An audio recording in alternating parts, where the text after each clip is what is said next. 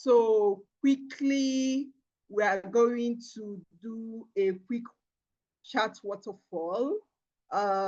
So if you're joining us, you can go to the chat and drop your name, your country, and one thing you want to take away from this event. And then you wait for 3 seconds before you hit enter. So I'm going to look at the chat and see what's coming in, your name, your country, and one thing you want to take away from this event. So I'm going to count down to 1, and then you can hit enter. 3, 2, 1, please hit enter, put in your name, your country, and one thing you want to take away from this event.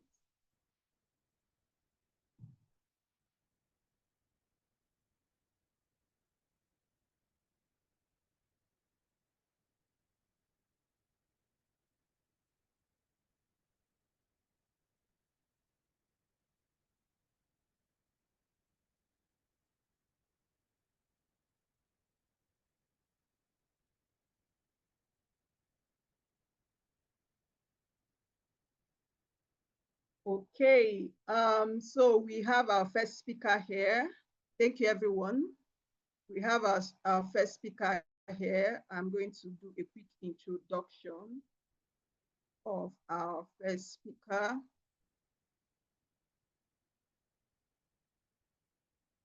Please let me know if you can't see my screen any longer, I'll have to reshare.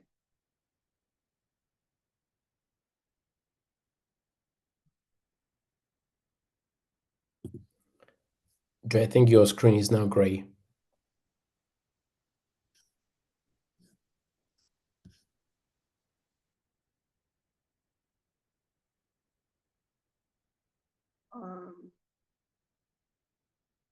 Sorry, we can't prompt what technology can do in times like this, so please forgive us.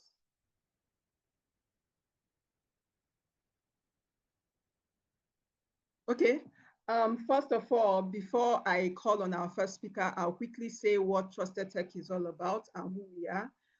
So this event is actually hosted by Trusted Tech Initiative, is the NGO arm of TrustedTech Africa.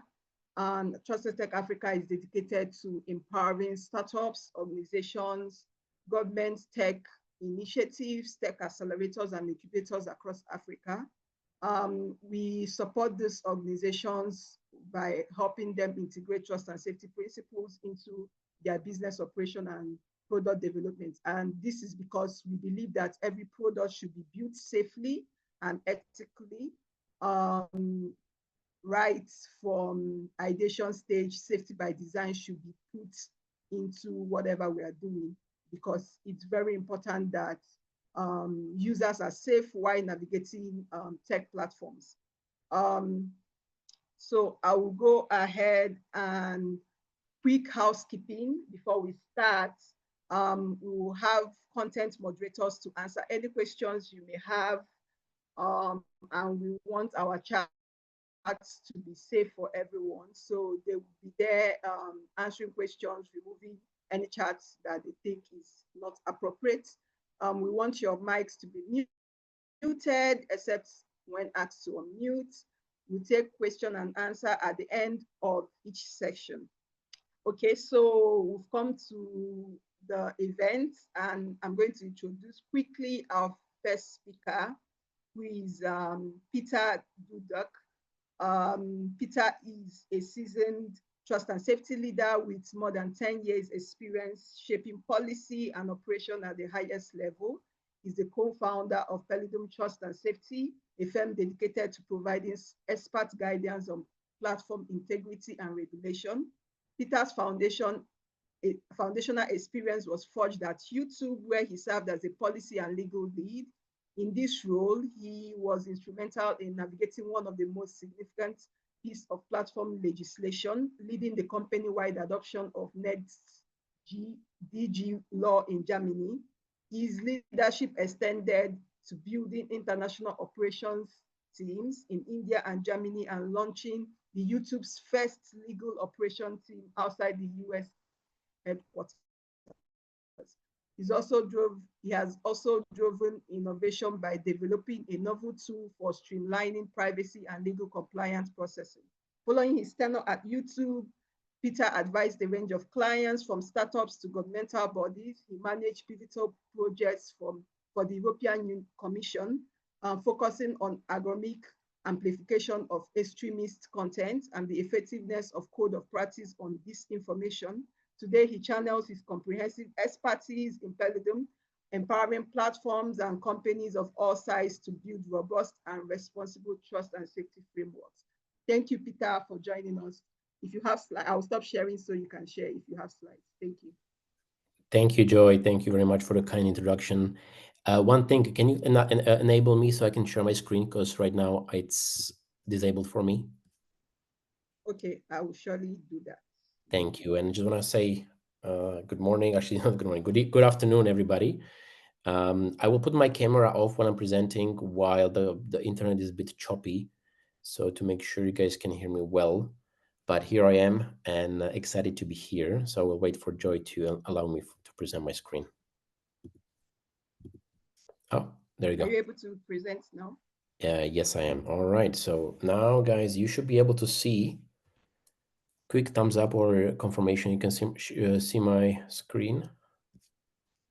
I can see your screen. Wonderful. All right. So yeah. So again, thank you again, Joy, for a kind introduction. I'm Peter Pelidum, co-founder at Pelidum, and today I'm excited to talk to you about a very important concept of safety by design. But before we dive into safety by design principle, I just want to make sure that we are all on the same page here and we understand the world we operate, which is trust and safety. Now, how many, we don't have to answer here right now, but like just, have you ever come across trust and safety, word or like this constellation of words together? For many, this term may sound corporate, like something like massive companies would need to worry about, but for a startup, it's everything. It's the very foundation your product is built on. So let's think about trust and safety in two words, right? As we kind of see it, there's a trust, which basically is a direct promise you as a founder or co-founder make to each person who signs up on your platform or your service. When a user, for example, in Lagos gives you payment details or user in Accra uploads their personal content, they are placing their trust in you.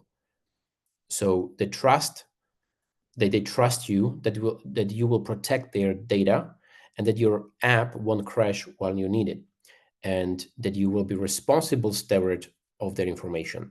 So this is all about the platform's integrity. Breaking the trust can be fatal blow to any company.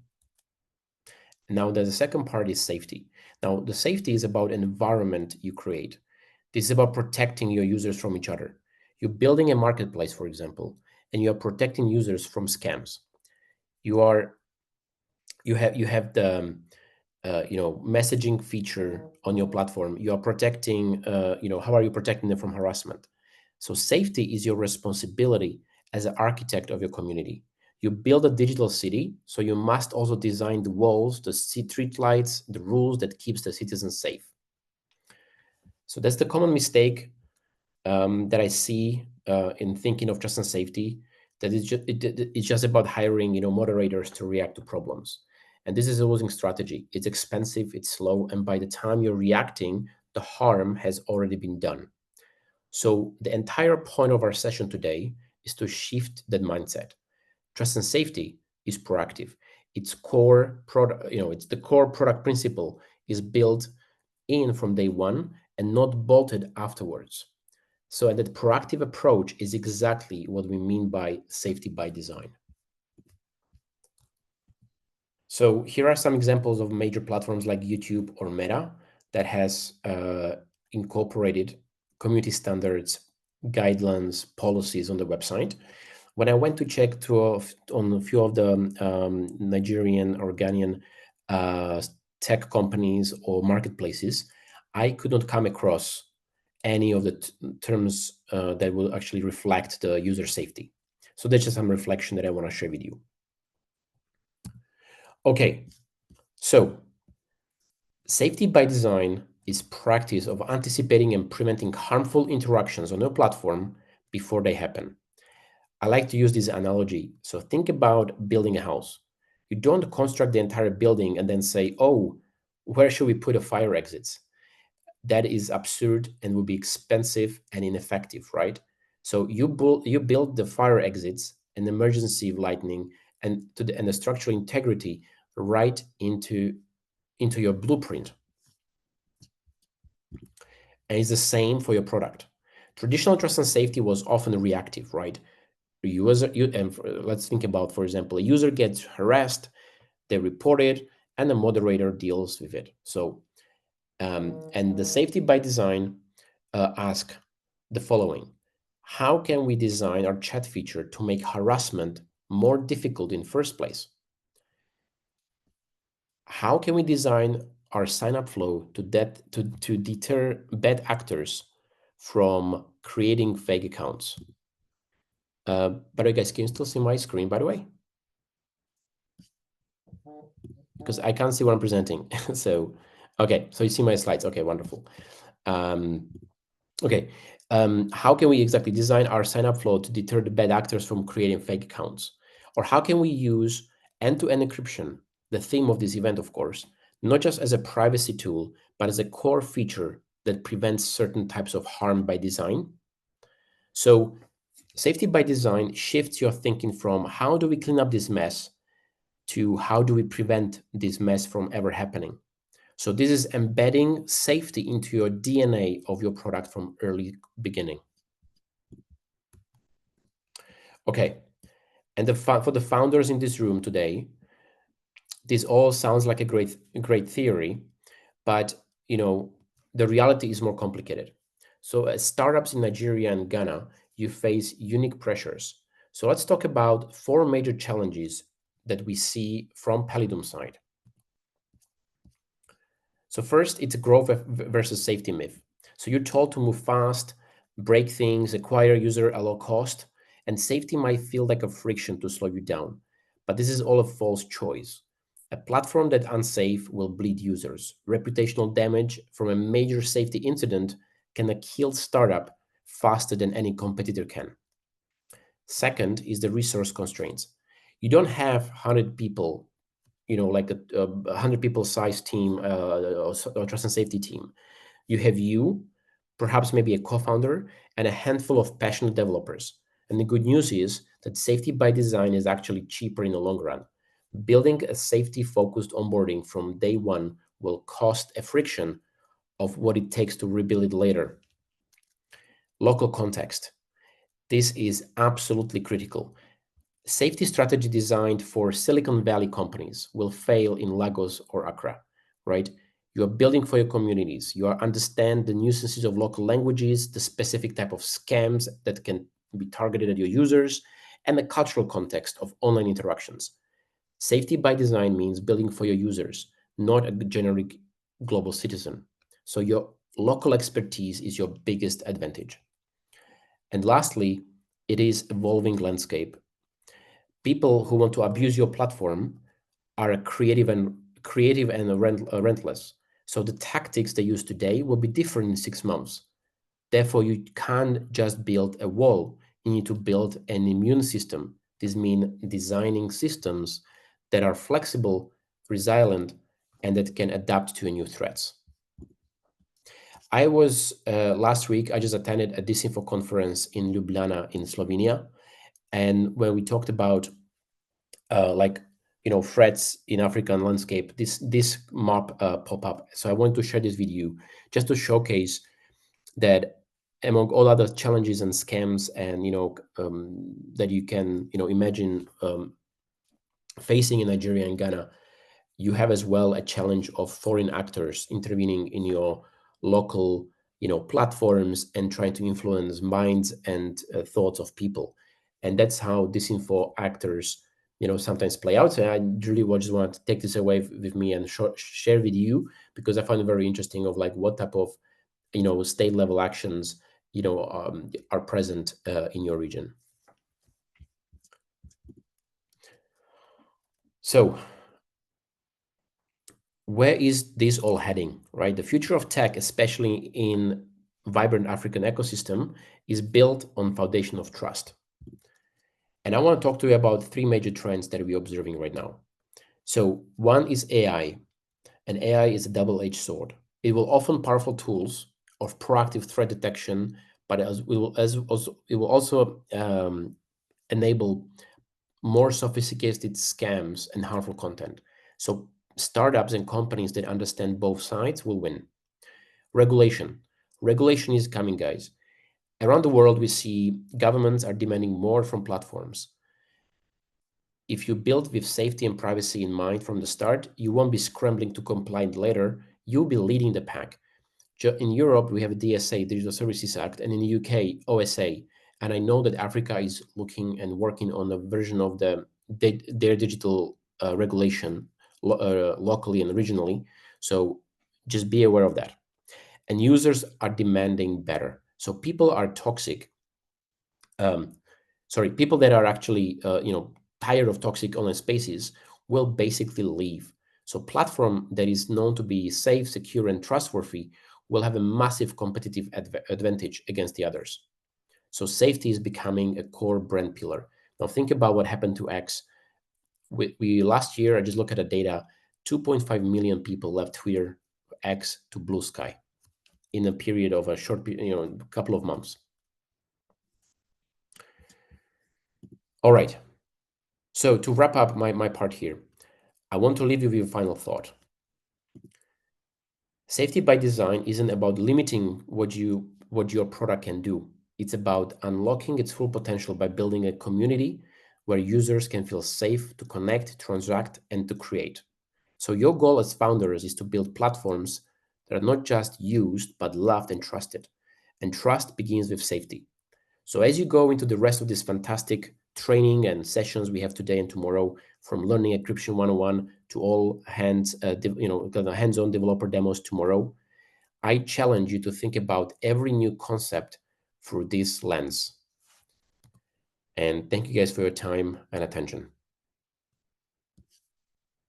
Thank you so much, Peter, for a very insightful section. We still have 2 minutes of your time.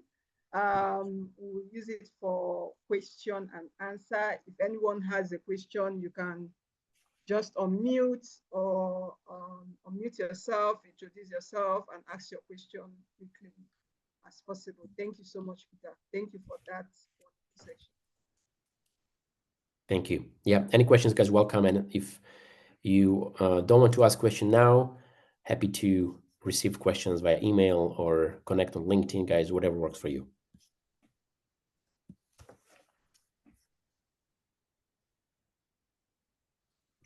Any questions?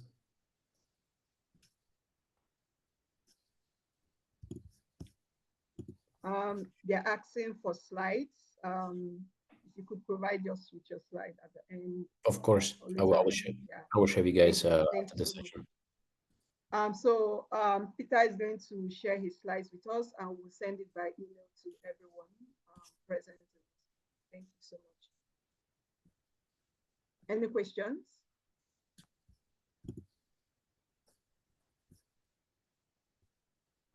It's Monday afternoon, so. Peter is an excellent speaker and presenter. So I know he has a meeting to catch up with. So if there are no questions, we would have to let him go. Thank you all. Thank you so much, Peter. Thank you. Thank you for honoring our invitation.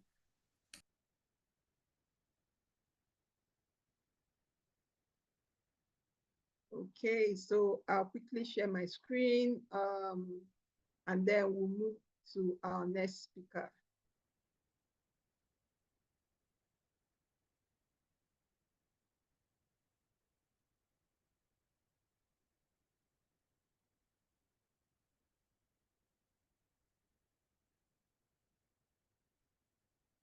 Please let me know when you can see my screen.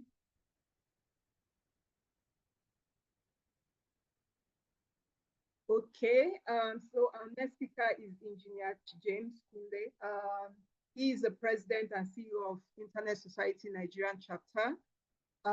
Engineer Kunle is a distinguished professional with over 2 decades of experience in engineering and ICT regulation. As the current president of Internet Society Nigerian chapter, a key member of the Nigerian Internet Governance Forum's multi-stakeholder advisory group, he plays a pivotal role in shaping internet policy and development in Nigeria.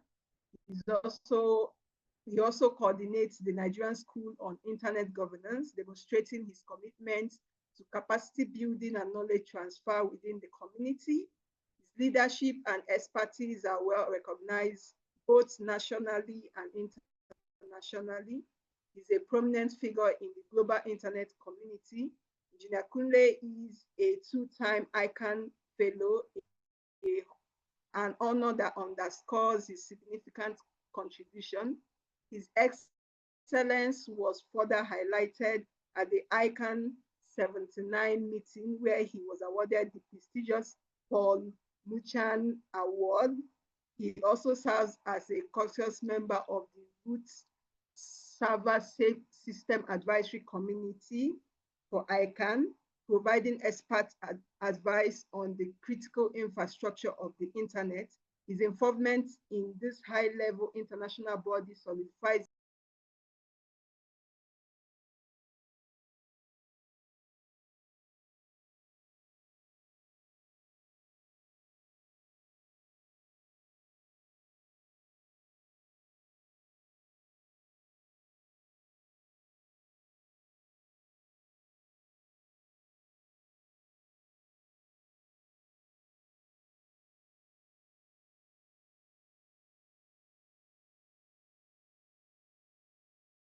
Hi, everyone. Can you hear me?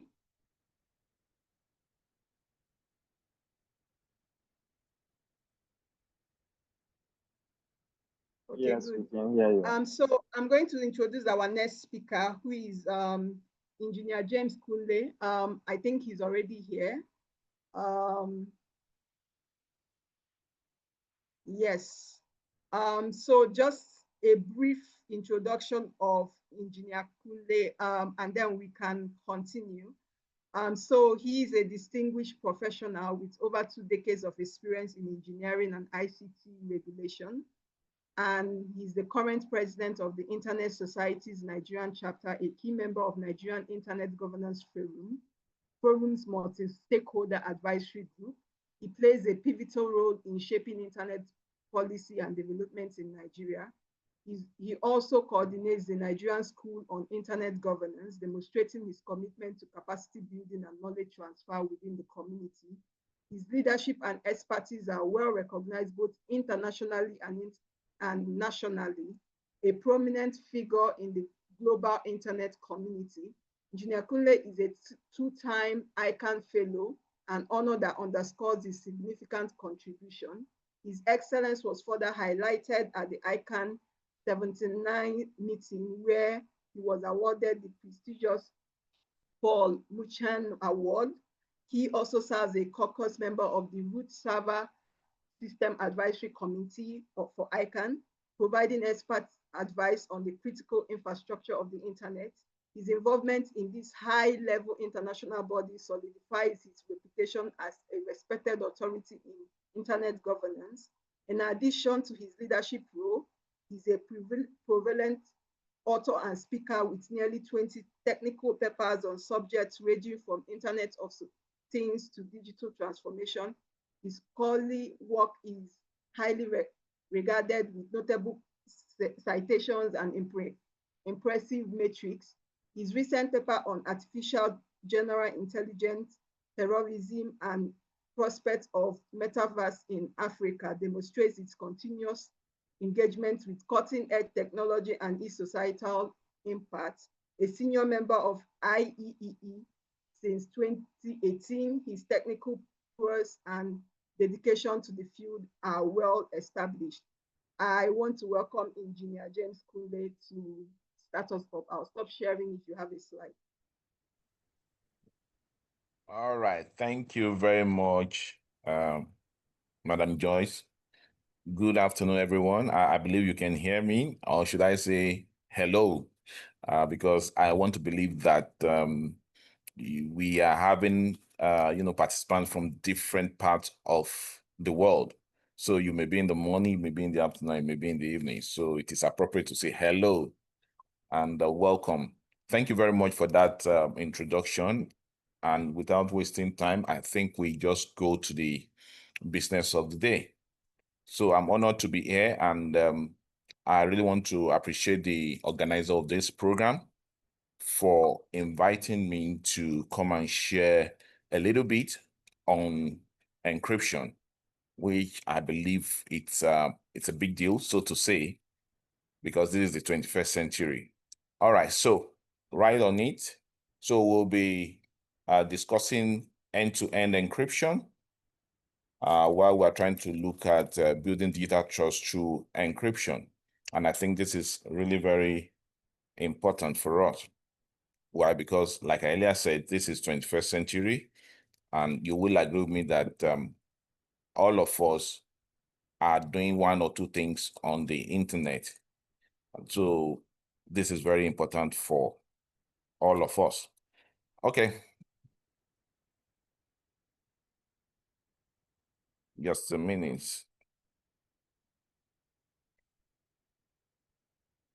Okay, so I want to control this slide myself. Okay, yeah. Thank you.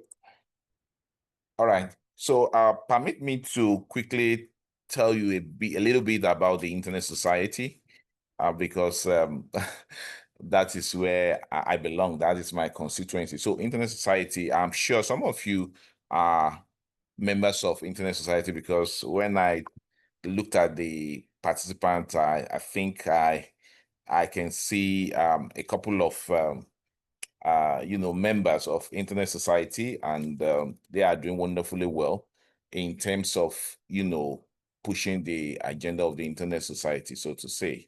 So shout out to all of you. So Internet Society is a civil society, and it's a global organization that believes that the internet must be open, secured, must be trustworthy, and at the same time, everybody must have access to it. That is our belief, and we believe that the internet is meant for everyone. That is everybody, including the old and young ones. And if you look at what I said, I mentioned the issue of trust, and I mentioned the issue of security. If you look at these two words, trust and security, most of the time they go hand in hand. And as a matter of fact, there is a point of intersection between the two, because there is no way you talk about the trust without talking about the security. And there's no way you talk about the security without talking about the trust. And I will explain that. So we believe that the internet must be secured and it must be trustworthy. And for us to have these two strategic objectives, which of course we believed in, we have, brought about an initiative, one of our strategic initiatives, which of course is to organize the Encryption Day every year. And as a matter of fact, October is regarded as a cybersecurity month in some way, and some people call it a month of security, so to say. So October, we normally discuss issues that border on security, trust, cybersecurity, online safety, and so on and so forth. Don't forget the fact that, in February, we do have what is known as Safer Internet Day, which I'm sure some of us are familiar with. But this month is month of cybersecurity. And it is not far-fetched for us to be discussing the issue of encryption, which is a subset of security. So that is one of the things that we do. And I don't want to bore you with a lot of things that we do in Internet Society. I just want to narrow it down while I try to cascade it to what we are discussing today. All right. So we have members all over the world. And like I said, I've seen a couple of members, which of course I know that they are not even from the Nigerian chapter. So thank you very much for the good work you are doing. I can see Kubi and I can see a couple of other guys. Thank you for all the good works. So the membership is all over the world. And yeah, we have the global membership, and that can easily be cascaded to chapters in each country. And why we have chapters is because we want to be able to coordinate ourselves very well, so to say. And in Nigeria, we have the Nigerian chapter too, and we're doing a lot of things when it comes to issue of security, issue of encryption, issues that border on cybersecurity. And yeah, these are the structure of Internet Society. You see the members, the special interest group. I think Kubi is doing wonderfully well in the, I think it has to do with online safety and all of that. Then we have the organization members, then the staff and board of trustees. So I don't need to bore you on that. Like you had when Joyce was doing the introduction, we have a flagship program here in Nigeria that is known as Nigerian School on Internet Governance, and the School on Internet Governance is actually meant for, try to build capacity in terms of bringing people up to speed on what is happening within the internet ecosystem in terms of policy, regulation, guidelines, and so on and so forth. And one of the things that we normally discuss, even at the school, is the issue of security, because we believe that if there is no secured internet, people will not want to use the internet. And one of the strategies of securing the internet is the encryption, which of course is the subject matter for today. So let's quickly move on. Yeah. Now, we want to discuss the issue of end-to-end encryption. And when I started, I said that there is no way you talk about encryption. There is no way you talk about security without talking about trust. And encryption is just one of the strategic initiatives that you can actually use to launch security or to impress security on your system. Now, let's talk about digital trust. You will agree with me that in our day-to-day activity, in our day-to-day lives, when we relate with people, when we meet people, we try to build friendship. Sometimes we try to build a relationship. Sometimes we try to, get close to people. But what makes us to get close to people? When you try to get close to somebody and it seems as if the vibe, permit me to use that word, the vibe you are getting from that person looks like, okay, this person is somebody that you may not be able to rely on. A very good example, if the person say, okay, please let us meet 2 p.m. at a particular place, and you get to that place and you discover that the person is not there. Maybe it happens once and person apologizes, and of course, the second time, you discuss and you agree again, okay, let us meet in another location at so time, and it happens again. Something will begin to brew in your mind, and that is what we call the issue of trust. Your mind will begin to process all that have happened in a way that will be that your mind will now be asking questions. Can I really trust this person? Is this person trustworthy? That is talking about the physical world now. So let us now put this in the digital world. The digital world in the sense that the way we relate with ourselves in the 21st century, we don't have to meet physically nowadays. You just maybe go onto your phone, you try to use your Facebook, you try to use your WhatsApp, you try to use your Signal, your Telegram, and all those applications. If you use a particular application, let's use the one that is very common, let's say WhatsApp. Maybe you try to send a message to somebody, and while you try to send that message, you discover that another person is now talking about what you are discussing with the person, that is the specific person that you are talking to. Then you begin to wonder, what is going on? How did this person get to know exactly what you are discussing with another person? Now you begin to make further research and try to say, well, does it mean that the WhatsApp is not secured?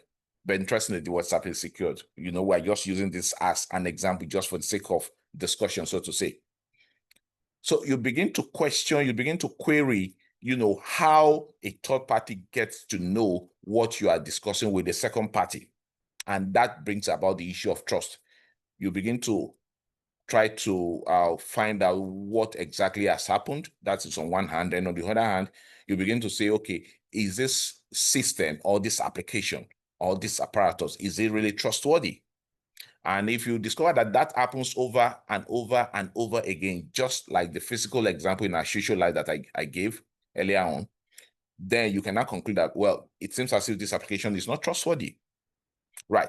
So this is just a literal way of explaining the issue that has to do with trust.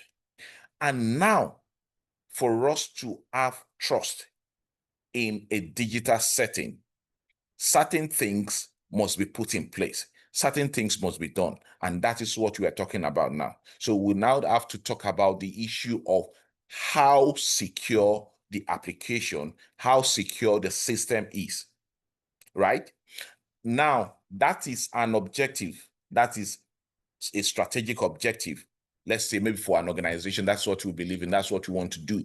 We want to provide an application that is what? That is secured. Now, before you can implement your strategic objective, you need to come up with strategic initiative. So for me, I will define encryption as a strategic initiative for us to achieve a secured digital system, which of course will now bring about the digital trust. I hope somebody is with me. So bringing it down, we need to now look at what exactly is encryption. And from what I've explained, I believe some of us, or even all of us, can now even describe or define encryption in a way that we can relate with it. But just for the sake of giving us, definition, encryption is the process of scrambling or enciphering data so it can be read only. In fact, I think I should have put this only in capital letter, by someone with the means to return it to its original state.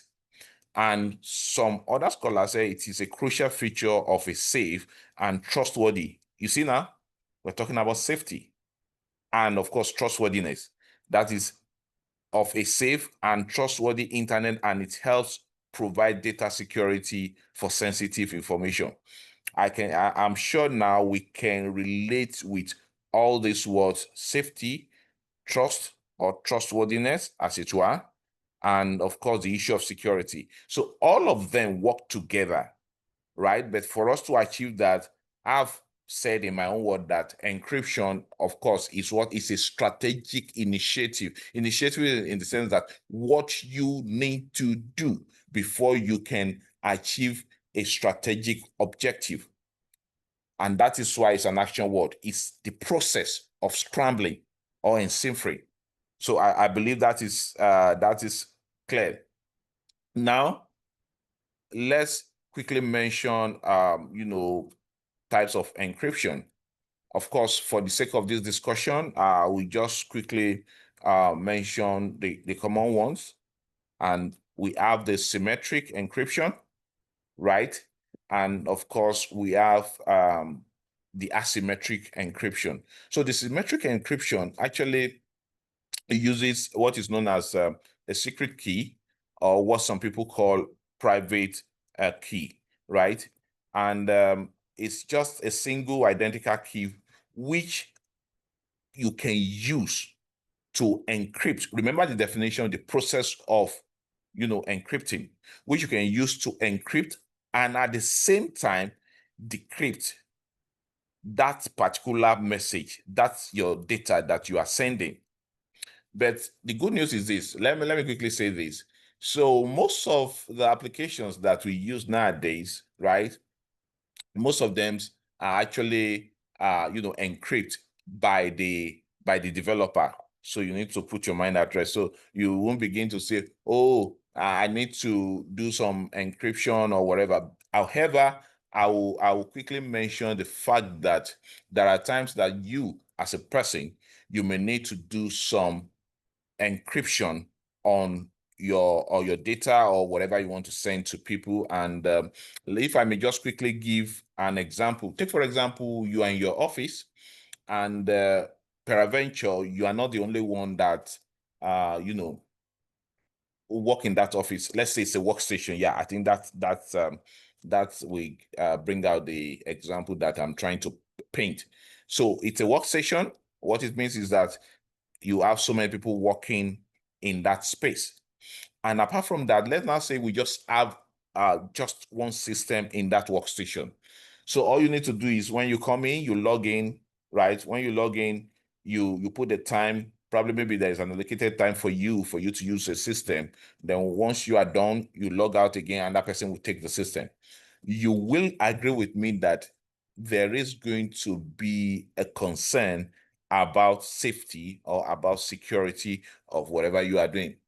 Why? Because you are not the only one using the system. And let's even say that you are the only one using the system. If you are the only one using the system, you still need to check.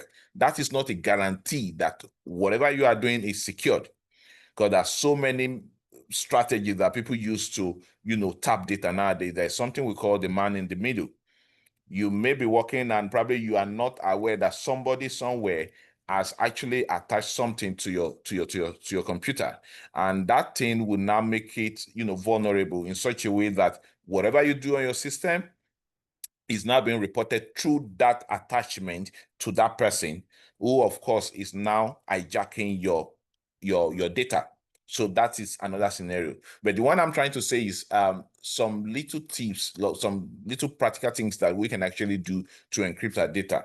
And I'm sure some of us know these things, but we don't, probably maybe we don't just take cognizance of them. So you're in a workstation, you want to work on the system, and probably you have a data, a very sensitive data for that matter, maybe a financial statement or something that, of course, maybe it's only supposed to be worked on by you. And when you're done, you're supposed to send it to maybe the chief executive. And the third party is not supposed to see that data. Of course, you have one system and you're supposed to log out after it. Maybe it's an Excel sheet. What I would advise you to do is, of course, to encrypt your data. And probably people will be saying, oh, okay, this is supposed to be one, big issue. You can do simple encryption by, when you work on your Excel sheet, you are done. Then you password it, not with your name, Kunle, not with your name, God's Way, not with your name, Joyce. You try as much as possible to put a code that is going to be very difficult for any other person to simulate or maybe try to break. And I may need to say this, even while you are doing that, you yourself, you need to write it down somewhere so that you don't forget, because you want it to be secure. So it has to be something that is difficult for somebody to break.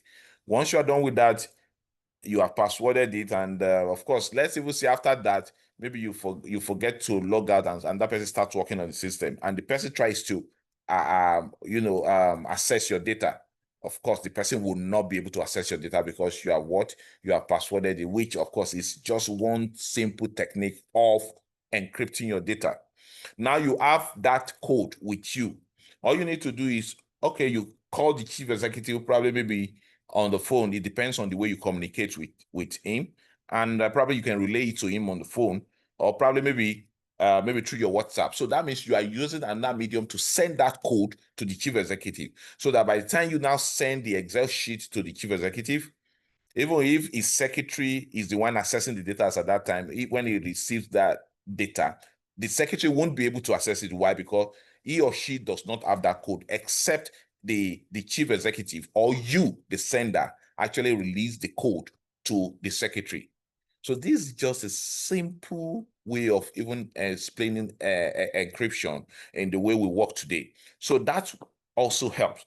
And that is a very good example of a secret key, that's the same key that you use to encrypt it. So the chief executive, when he wants to see it, You use the same key to decrypt. Then the other one is the asymmetric encryption, also known as the public key. So this use a pair of mathematically linked keys, a public key and a private key. The two keys are generated as a pair. So this is a bit technical because you need to have a specialized application for you to generate that. So the public key can be shared with anyone to encrypt a message. So that is on the side of encryption now. Then the private key must be kept absolutely, that is very important, secret by its owner. Only this private key can be used to decrypt that message. So that means only the receiver of the message should be privy to the other to this other key that we're talking about. That is the secret key or the private key, so to say. So that is the difference between the symmetric and the asymmetric. And these are strategies that we can actually use every day for us to ensure that we are safe online. But like I earlier said, the good news is we use a lot of applications nowadays, and most of those applications are actually secured end to end. A very good example is WhatsApp. If I ask all of us to raise up our hand now, to find out who is actually using WhatsApp, I'm sure I will get nothing less than 95%. But eventually, we are going to get, 100%. So let's leave this technical stuff, but at least I believe that in a way has opened up the kind of encryption that we are dealing with nowadays, knowing fully well that this is the 21st century and everybody is doing one or two things online. There's no way you tell me that you have not used your phone today. I'm not talking about making calls. I'm talking about using data to probably send a message. It could be, the youths, I know most of them, they deal with social media, but of course, even the adults too, some of them are on social media. But apart from the social media thing, I'm talking about a crucial, matter, like maybe financial stuff. You need to go onto your bank app, maybe to send money to your cousin or to your son or to your aged one and so on and so on. So all of us, we do that every day. Now, let's, because of that, let's quickly look at common applications of encryption and how this is, is useful for us today.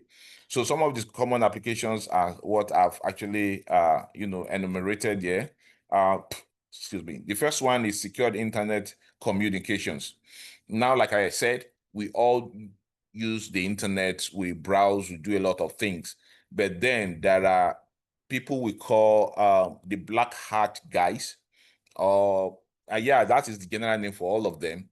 And under the black hat guys, you can have somebody using Wireshark to wreak havoc on the internet, right?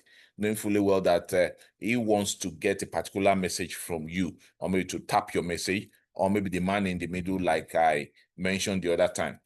But there are things that you can actually look out for when you're on the internet that will, definitely help you. A very good example is this, and I believe that some of us are actually familiar with it. When you see, when you are browsing and you see your URL, you see HTTP. Sometimes you see, HTTPS. There is a great difference between the HTTP and the HTTPS. Especially, please, when you are doing your banking transactions, always look out for this thing. This is very key. This is very important.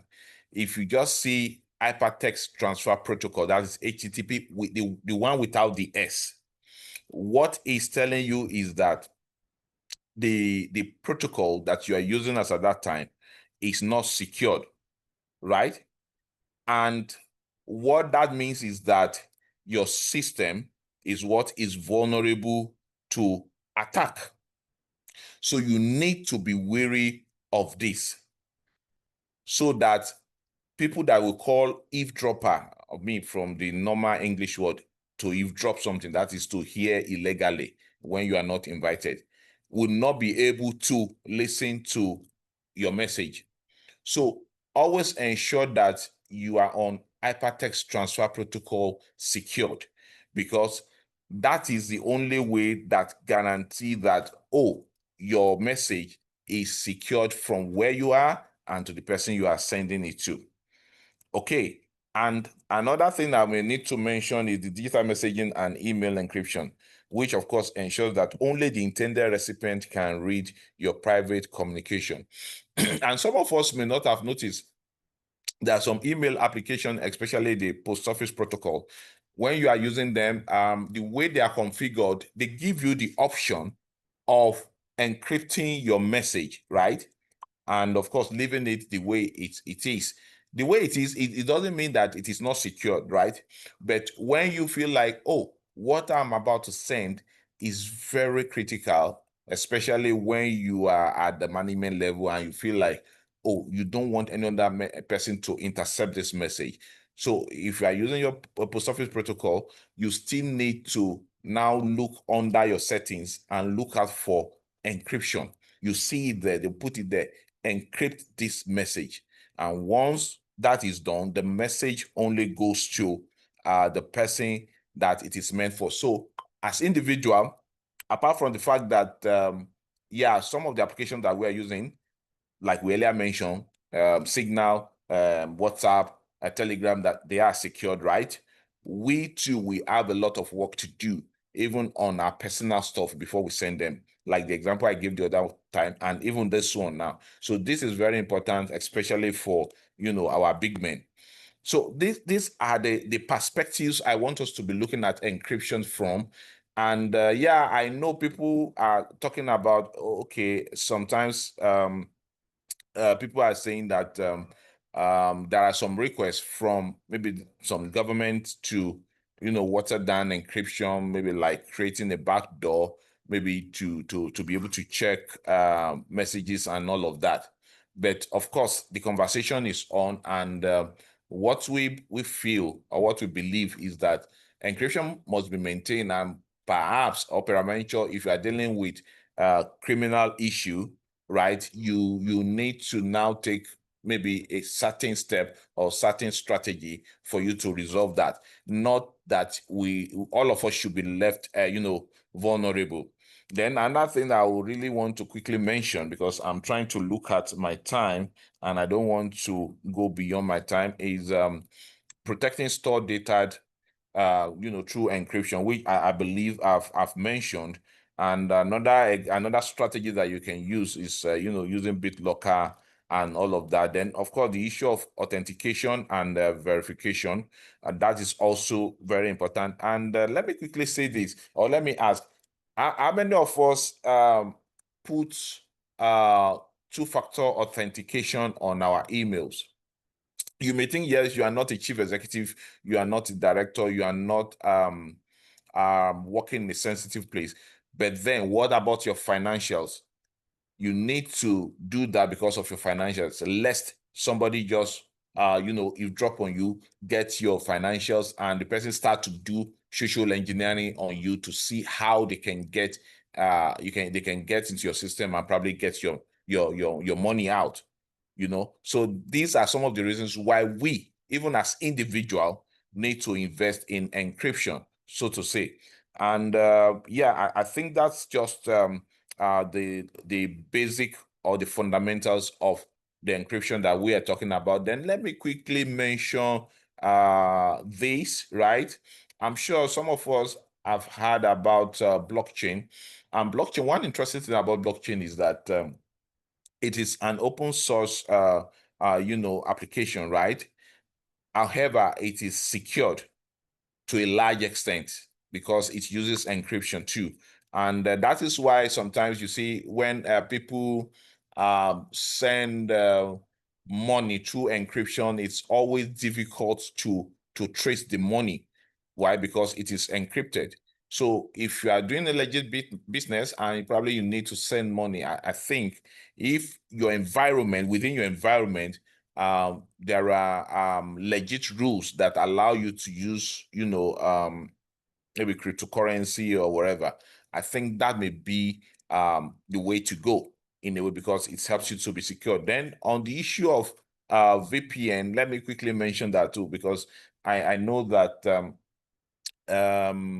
we browse every day. In fact, that is what, in fact, everybody browses every day. You browse the internet to do one or two things.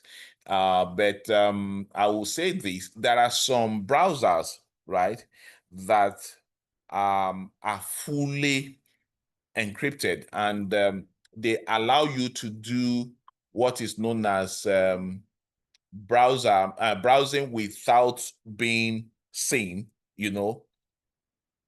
So if you know you want to do something very sensitive, right, you can actually use a VPN. Why? Because you don't want somebody to hijack what you are sending.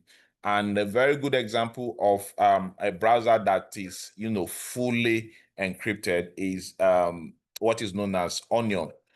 I'm trying to look out for the other name. Tor. Okay, Tor. Tor. Some people call it Onion browser. Some people call it Tor, right? If you use Tor, you use Onion browser to do your browsing, you can be sure that whatever you are sending, nobody can, you know, hijack it midway. Then, of course, we connect to Wi-Fi every day. If you want to connect to Wi-Fi, ensure that the Wi-Fi you are connected to has the security passcode, which of course is legit, not the one that you get from every Tom, Dick, and Harry. There must be an administration through which you can get such a pass code. So these are some of the things that we need to be involved in. Yeah, I think it's still the same thing we are talking about here, just to illustrate more. So, ladies and gentlemen, I can see that my time is fast spent. And I would like to wrap it up here. And I'll say this. The onus is on all of us to ensure that the internet is secured, is safe, and is trusted, because we need to do our own part, even while the developers are doing their own part, so that at the end of the day, we have an internet that is trusted and secured, and at the same time safe for all of us to work with. So at this juncture, I want to say thank you very much for listening to me, and I still want to appreciate the organizer for bringing me to come and speak at this wonderful event. Thank you very much. So I yield the floor at this juncture.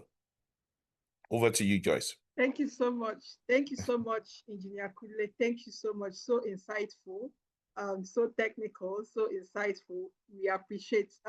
If we have questions, please, anyone has question, raise your hands, your virtual hand, and then unmute and ask your question. Or you can ask your question on the chat and we can ask it on your behalf. Please let them ask questions, except probably because we may not have so much time. But please feel free. I'm still around. I'm hanging around. We can give 5 to 10 minutes. Oh, thank you very much. If there are questions.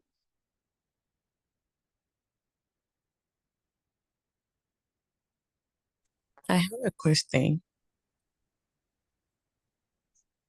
Please go ahead. Hi, everyone. I came in late, but thank you, Mr. Kunle, for the presentation. My name is Lily, and the question I have for you is this, that I know that the encryption is safer, as like you described. You've looked at the different instances where it enables robustness when it comes to security and all of that, right? But there's this conversation about quantum computing and how it can, in essence, breach encryption. What do you think about that? Is there anything that we should start thinking about, or how should we as users even start thinking about quantum and encryption in one space?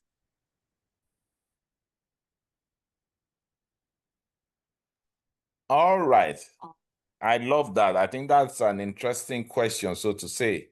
And I will try as much as possible to answer it. You see, technology is something that is very interesting, and every day new technologies are coming up. Quantum computation, let me quickly explain that. So what quantum computation is trying to achieve is this. So quantum computation is trying to bring about an amazing speed. That's the end product, an amazing speed that can process any information given to the system at a speed that for now we may not be able to imagine, because it uses quantum. That's why they call it quantum computation. It uses quantum for processing the information. And as a matter of fact, I know some folks are now working on the processor that will be able to, manage that. And I think that there are a couple of breakthroughs here and there. So yes, you are right. And yeah, I'm a fan of science fiction, so to say. Permit me to go into science fiction a little bit. So I watched a movie in which they are trying to let us see how you can use a quantum computation enabled device to break codes, right? And they're trying to compare it with the normal, the Wireshark or whatever they use to break code, right? So it was saying that the quantum enabled device will be able to run millions of algorithms, right, within the pace of 1 or 2 seconds. So what they're trying to tell us is that quantum computation is so fast that even the toughest code that you think cannot be broken, let's say, normally they will say, okay, if you want to break a code, okay, let's use our binomial theory expansion to look at how you break code. So it depends, and it may run to, days, like a year, before you can break a code that is, let's say, 52 bits long. Okay, but quantum computation can do that work in less than an hour. You can see the amazing speed. So that is true, right? However, the good news is this: as quantum computation is developing, even some black hat guys are looking at it in a way as to use it for vices. So we also have the white hat guys that are looking at it in a way as to ensure that we can encrypt our data at a rate that cannot easily be broken. So both of them are moving at the same pace. Just like, okay, let me give this example that I'm sure all of us are familiar with. In those days when we talk about, we still talk about it nowadays, but nowadays you can easily update. When you talk about antivirus, they will say, oh, go and install the latest antivirus. We are still doing that, right? Go and reinstall the latest antivirus. Why do you have to do that? Because you have the black hat folks that are trying to ensure that they can break into your system so as to create what is known as zero-day hazard. Okay, so the same thing is applicable as the black hat guys are trying to use the quantum computation to create vices. The white hat guys are doing good work in such a way as to ensure that we can have code that will be more secured, and it will take, let's say, even more time to break them than what we used to have now. So both of them are going together, and that is the reason why we need to be conversant with the flow of technology. And I'm happy that you are even talking about quantum computation, because it's one thing that is going to change. In fact, it's going to be a paradigm shift from what we know as computing now to what is going to be in the nearest future. Thank you very much. Thank you so much, sir. Thank you. Thank you so much, Lilia, for a great question. And thank you, Engineer Kunle, for a very insightful answer. Are there any other questions?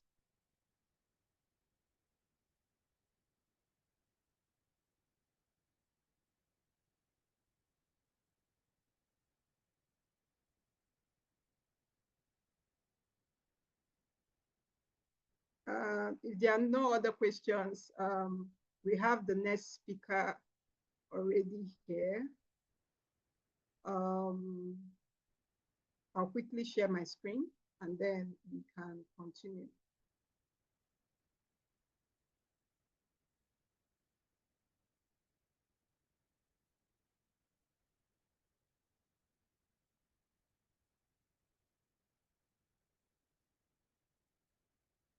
Okay, let me know if you can see my screen. Yes. Okay, so we have our next speaker, who is Anthony James. Anthony is a seasoned software developer with over 15 years experience building software for the web. He currently leads Ajatex Multisolutions Limited, a company he started more than 10 years ago as Ajatex Digital Solutions, which later rebranded and pivoted in December 2024 in what it is today. Over the years, he has worked on several major projects and has been responsible for the security of data for more than 600,000 users across different industries worldwide. His vision is to help transform Africa through practical digital solutions. Lately, he's been focusing on building solutions in education, EdTech, and agricultural sector. He would be sharing with us lesson learned using encrypted softwares and why building for different organizations. Anthony, if you're here, the floor is yours. Okay. Greetings, everybody. Please confirm you can hear me.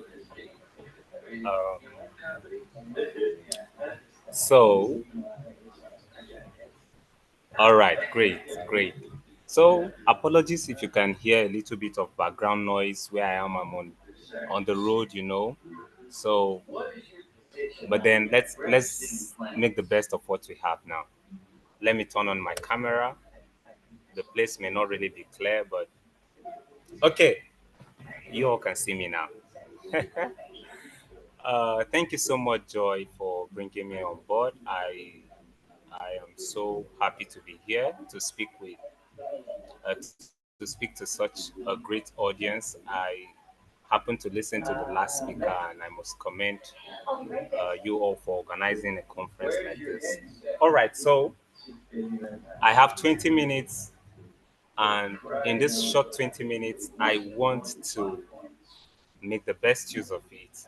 So let's talk. Building encrypted tools, lessons learned. So I want to tell you a story. In 2015, I gained admission into the university over here, but something happened. Before I gained admission late, so I was supposed to.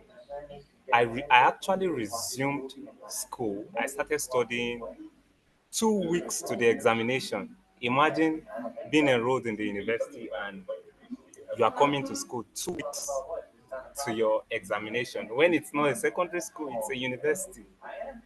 And funny enough, because I didn't expect the admission, I know I sat for the exam, but I didn't expect it actually. And I came on board and they asked me to like pay some fees before I could be able to access my portal, complete my registration so that I can sit for my exams. Unfortunately, I had no money. But then I have a confession to make. So all the payments were being done online. And imagine in 2015, as naive as I could be, because look at me, man, I'm not an old man, but in 2015, now let me surprise you what I did. So something now occurred to me. Why not find a way around this? Okay. Guilty as charged. So I decided to find a way around it, pending till I get the money to pay the school management. And guess what I did? I booted up the school portal, loaded it, and then signed into my dashboard, went into the place where payments were supposed to be made. And I I actually volunteered to make the payments for a few other persons that came late like me. Why was I doing that? I wanted to see the data that was being exchanged between the school management portal and the payment platform. All right. So I was able to use some not so advanced tool to intercept the communication between my university portal and the platform that was responsible for handling the payments for students and automatically validating it. And guess what I found out? So after I made the payment for like 3 other people, I found out that the data, I could actually read the communication data the data that was being exchanged between my school portal and the payment platform. I could actually read it. And what did I do? After I finished paying for those other people, when it was my turn, I intercepted the communication halfway. So I initiated a transaction from my end. All right. I initiated the transaction, sent it to the payment processor, and then when it was time for the payment processor to return a response, that is an error response, that this payment was not completed successfully, guess what I did? I also intercepted that response, changed the response to the payment was successful, and then even added my own authentication keys, everything. I changed the whole data and sent it to the school portal. And guess what happened? The payment went through. My portal reflected that I had made the payment. Well, before you judge me, I finished the process. I think a month later, that should be after the whole exams, I got the money and I went to the school management, reported the bug, and I paid the money. And I told them I just did this because my hands were tied. But now, that also should let you know that there's a problem with this system here. And as tech founders, a lot of us are guilty of this. We build systems. We don't we don't know that systems we are building, there are a lot of people over there that can do a lot of things that we never imagined. All right? And that is why this topic that we're about to talk about today, it's very important. Very, very important. You should be able to add um you should be able to add what do I say? End-to-end encryptions as part of your product design process. Because if you don't encrypt your data, believe me, you will be in a big trouble. There is a reason why meta platforms decided to opt for E2E. You know, right now, even if you succeed in hacking into someone's Facebook account, into their messenger account, you can't actually read previous messages that person has exchanged. Why? Because there, every single message there was actually encrypted. And there is a key on your end, you that is sending the message. And then there is another key at the other end, the person receiving the message. All right? So that is basically what end-to-end encryption is. All right?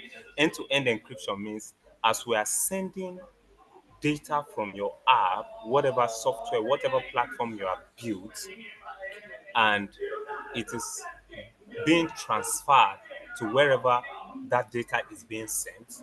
As that data is being sent, even if someone at the end of the day succeeds in intercepting that data, the person will successfully intercept the data, but the person cannot know actually what data was being transferred, what data was being, transmitted.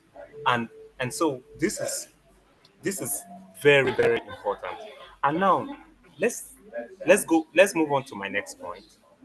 Why does encryption actually matter for you as a startup founder? Okay. Um, Encryption, all right, it builds user trust. It builds user trust.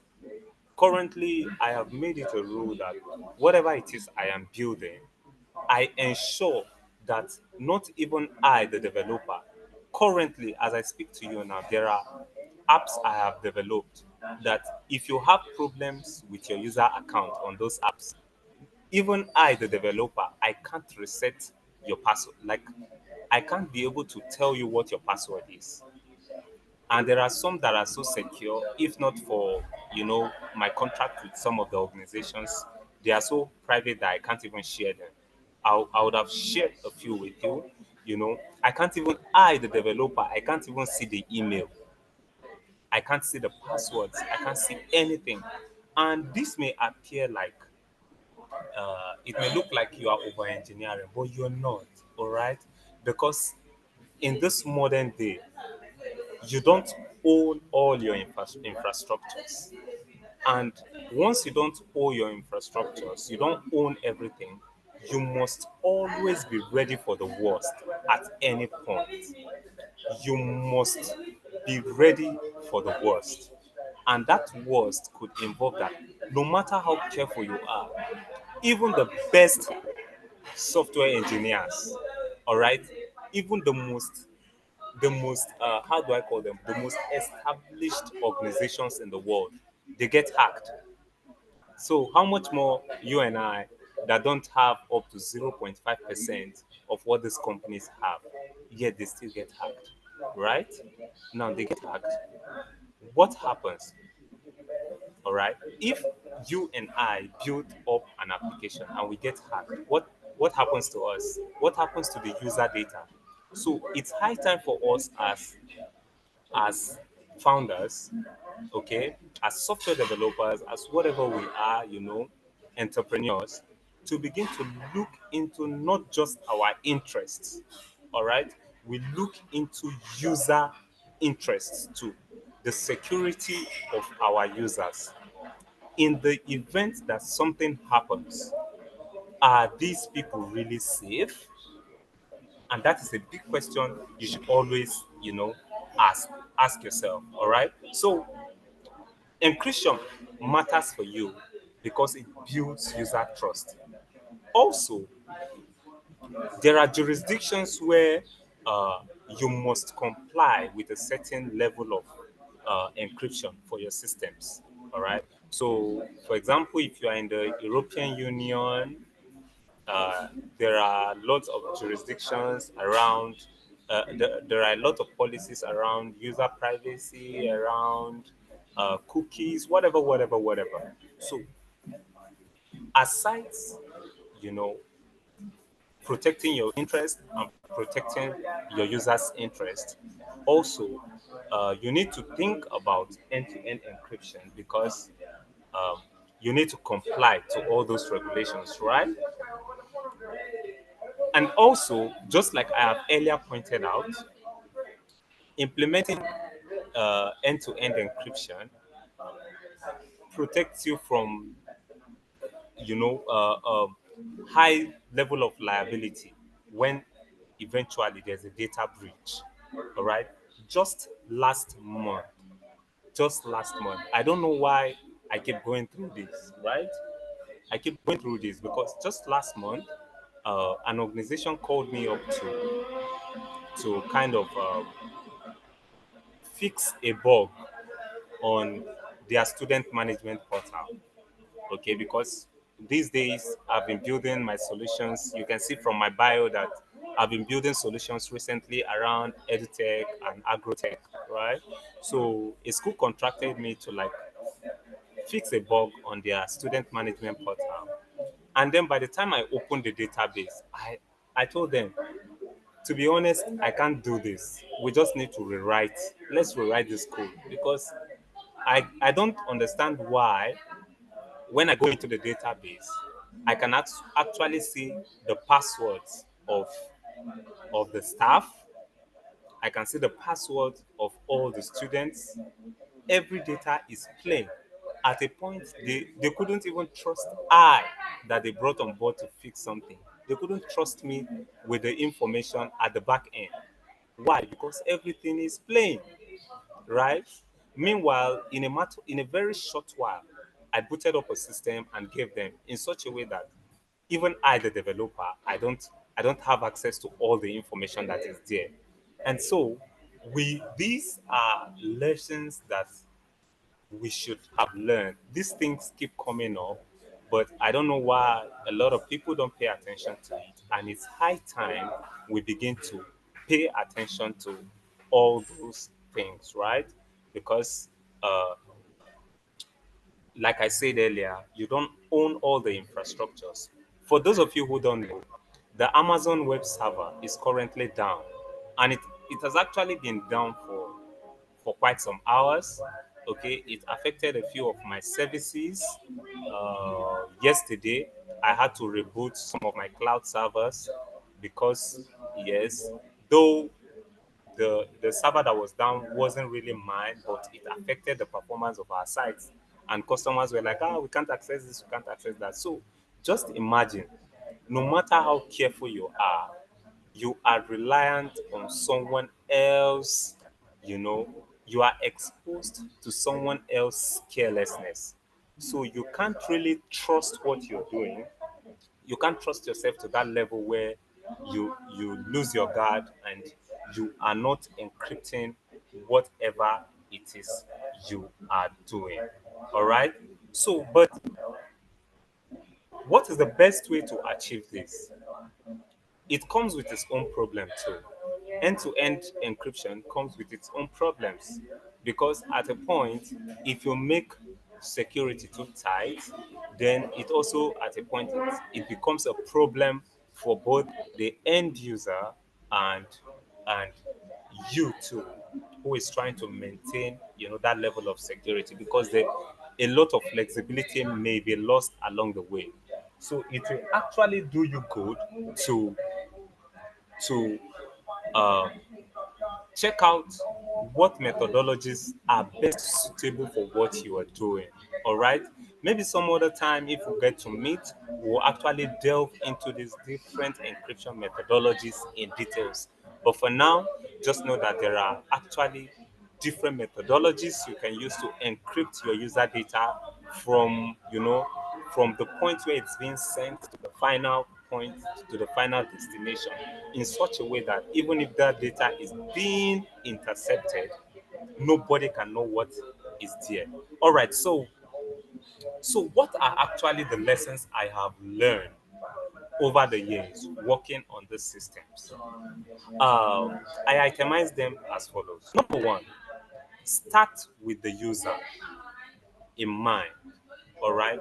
As startup founders, you should know that whatever decision, whatever method of encryption you choose to use, all right, you should consider your audience. Start with them in mind so as not to frustrate them along the way.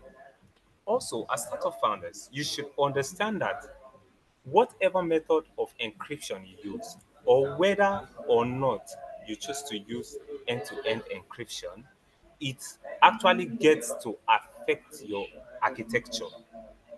It affects your technology stack. So I will advise that you don't wait to think about encryption later on. From the point of conception, from the product design, you have to integrate end-to-end encryption into your development process so as not to stress you. Because the honest truth is, if you are going to be encrypting the information on your platforms, then you may, if you want to do it later, you may have to rewrite everything at the end of the day. Okay, so it is actually good you start from the onset, from the very beginning. All right. uh Finally, you should actually, encryption should be a feature you should sell to your users. Your users should be able to know that whatever information that they are supplying to your platform, that information is secure, that information is secure. So you can't run away from it. All right. So it's actually a selling point for you. And if you do that, your users are more likely to trust you and stay. All right.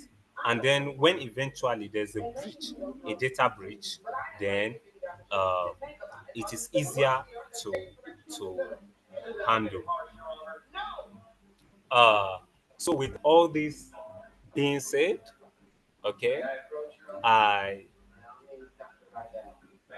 the key point here is that you should not wait to think about end-to-end encryption later. Start now.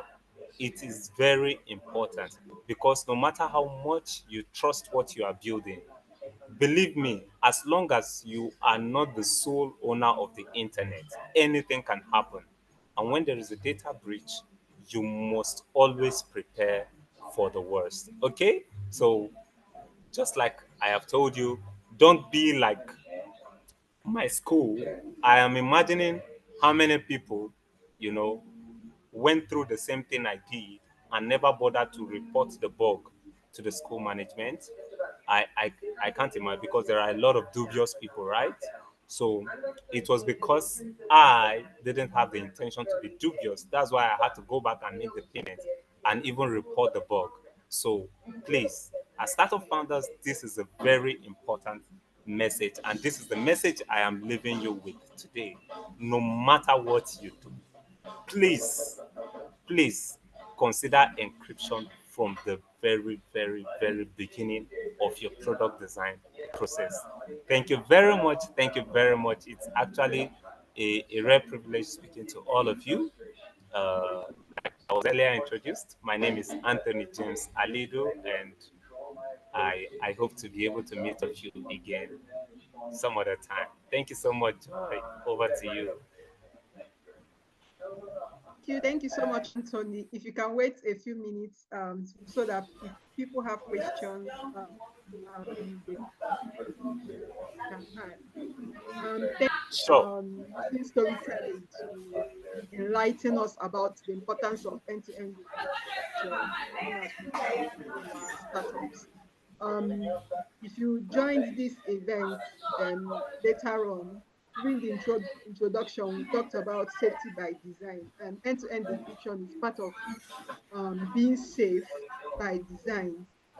So thank you so much, Anthony, for a very insightful section. If we have questions, you can unmute and ask your question, or you can ask it in chat.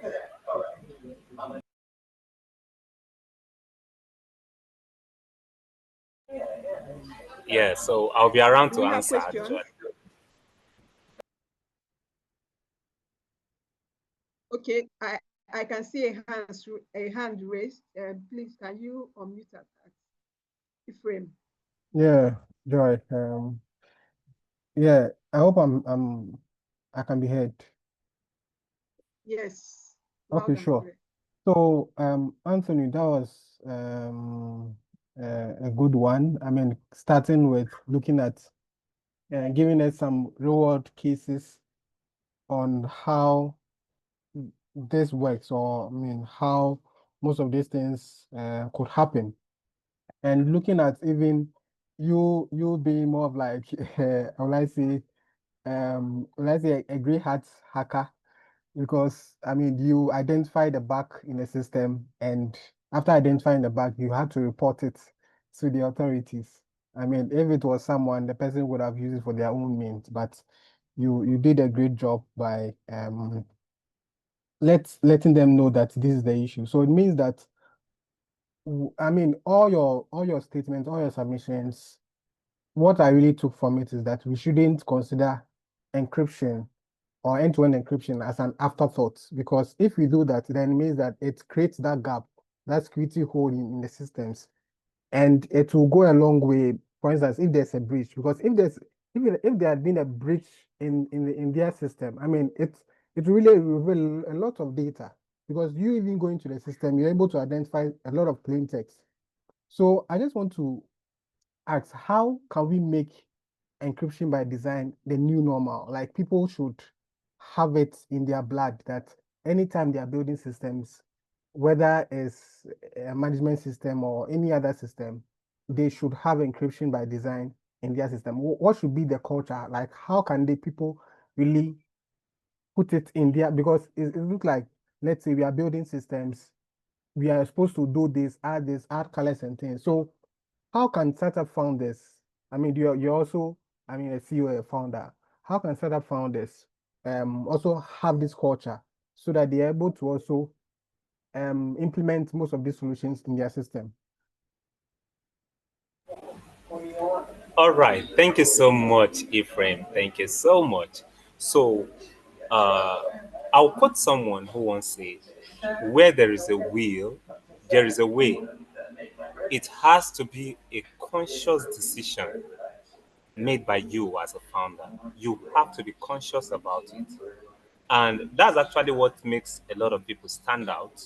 Okay, it means there are many people who are doing what you are doing, but what is your unique selling point? All right, a lot of people are doing what you're doing, but you now, as a founder, you have to tell yourself, and that is why conferences like this are very important, right? Very important. So we enlighten ourselves. This is our own negotiation table now. By the time we make up our mind here that this is what we want to do, you are the one now to give instruction to the developers and say, this is what I want. So it all starts with a mindset change. So make up your mind as a developer that this is what you want. And like I say, in summary, it begins with a will. Where there is a will, there is a way. Thank you.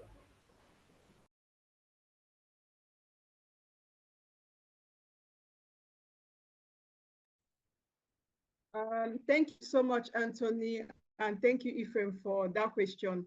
I don't know if anyone else has a question.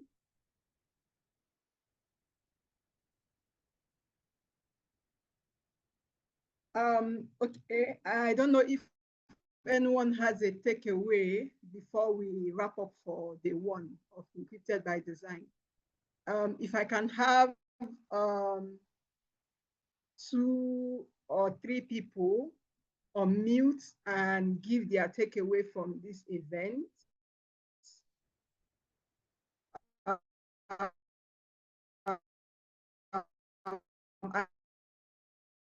I wouldn't want to call to log off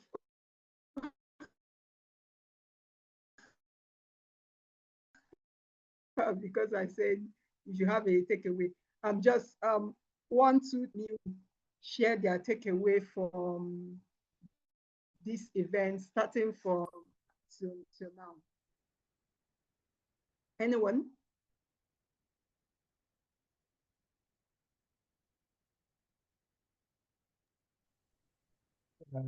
Before that, I have a question before the takeaway. Another question for Aliduh. Okay, please go ahead. Good. So I just also want to know because could it be Mr. Aliduh, could it be that people don't really understand the benefit of encryption? That's why it's more of like it's an afterthought, because I feel like if they really understand encryption as a business advantage, not just like a technical, because anytime you mention encryption, people, I mean, their mind just goes towards it being a technical concept.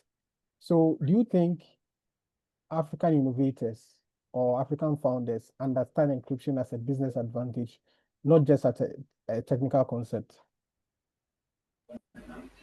Okay, thank you for that wonderful question. Actually, it's not just African founders. It's a global plague. Do you know that until recently, even the Facebook platforms were not encrypted? They were not that encrypted, right? Um, some of the regular business apps we use, like WhatsApp, they were not encrypted. So once someone hacks into your WhatsApp account, they have access until Meta took over, and then they bought Messenger, they bought WhatsApp, and then they began to encrypt everything. So it's not just about Africa, it's even a global south. A lot of developers, a lot of founders, they actually see encryption as an afterthought. And I think it's out of ignorance, right? But the world is now changing. It's a gradual stuff, all right?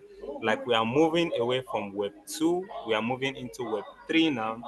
And Web 3 is all about decentralization, privacy, encryption.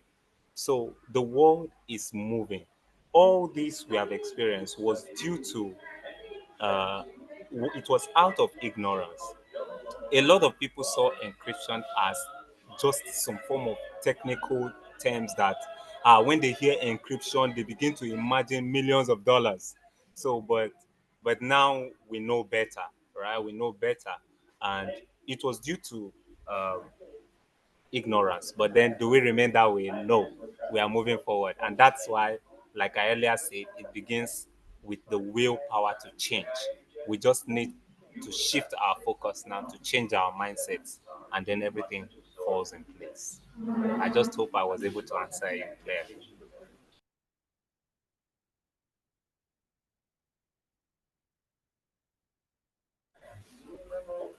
All right, Joy, over to you. Okay, thank you so much. Thank you, Anthony. Thank you again, and thank you, Ephraim, for excellent questions. So we are coming to the end of day one, and as Anthony mentioned, most of the time, early stage founders expect about encryption as something that you need to use a lot of money to do. They think about it as a feature that you need to put in just to make your products look fancy or something. But encryption is about empowering your users to control their own data, to control who has access to their data.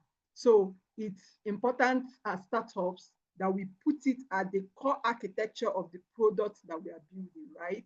And tomorrow we are going to be doing it's going to be more of a hands-on section. We have a speaker that is going to be talking about open source encryption, encryption platforms or softwares that early stage startups can use, right? If at the early stage you're not able to afford to be able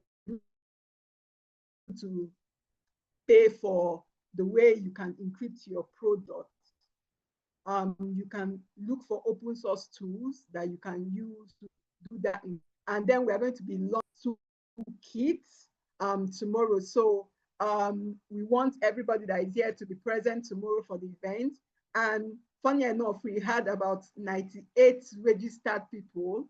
So if you have friends that had registered before, send the link to them to join the event tomorrow, so that we can have a full house and founders can be more educated, because this is the kind of event that educates people on what exactly to do, because there are regulations that are coming up both globally and regionally about making sure that your users are safe.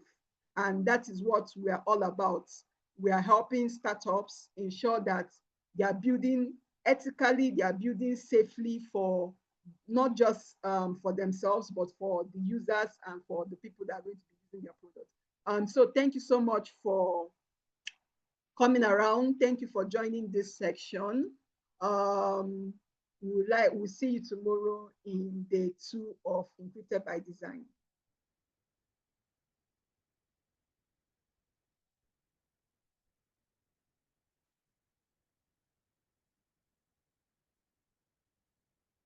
Thank you, everyone.